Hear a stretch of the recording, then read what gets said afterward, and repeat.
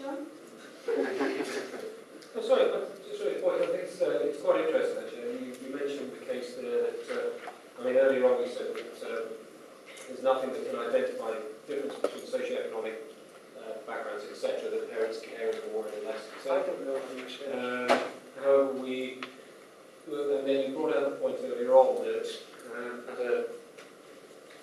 I think my point that I'm trying to get at is that the socioeconomic levels, we seem to focus most of our concentration on the lower socioeconomic areas. Yeah. And a lot of governmental organisations, the larger campaigns are driven at that level. Yeah. You raised a very interesting point that said in the higher socioeconomic backgrounds, that a lot of children there at the ages of 10 or 11 are learning the lessons that would otherwise be learned at 5 or 6 because they're almost cocooned, cotton-wooled, etc. And it is in the ideal world that we would be able to teach everyone at once. Yeah. But I don't know.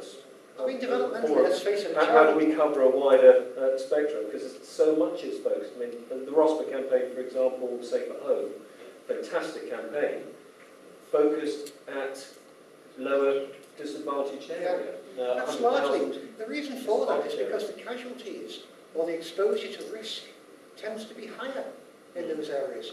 Young children, you know, in my less affluent, let's just call it that, areas, you wouldn't, I can drive through my leafy lanes in Crompton Village or Knowsley Village, and you won't see a child out playing on the roads. But if I go down to Kirby Town Centre or Halewood or any of my satellite towns, you know, your local ex-local authority or social housing stock, well, they're all over the streets, just playing outside. So that's why we can't, and that's reflected in the casualty statistics of those areas. So we're trying to hit the massive casualties to get the maximum benefit. Invariably, there are needs elsewhere. But a child who's cosseted from these dangers until 9 or 10 years of age is developmentally more capable of dealing with these things, even untrained. They always say with children and pedestrian training, if you train a child in the right way, a 5-year-old child can have the road safety understanding that an untrained 9-year-old. Now, in developmental terms, that's an enormous quantum shift in terms of that.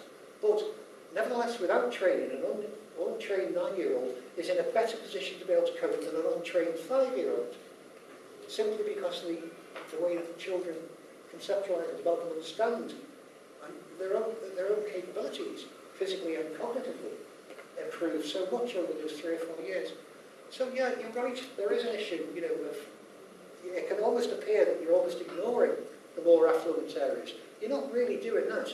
No, I don't think it's fair to ignore it. You can only do so much. Absolutely. The resources we have available. It's almost as if we are, however, most is focused at a certain level. It's almost as if we're lining ourselves up for a fall at a later stage, whilst we go into the psyche of this, etc. But later on, you have to deal with them in different ways. They have very different needs.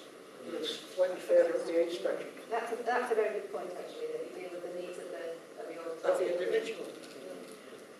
Okay, John, and then we'll move on to Brian. Fortunately, you almost answered what I was going to say. Oh, right, yeah. CSEC is sure that we can trust our children more than we are currently prepared to do.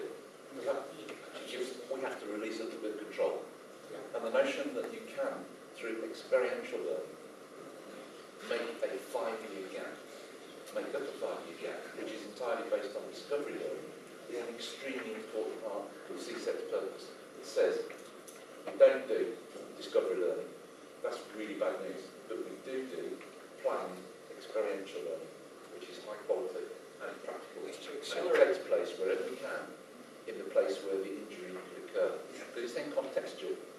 And we can make it cultural as well, so that it's culturally powerful and contextually powerful. The learning is going to be relevant. That's what CSEC's about. And he's a CSEC member.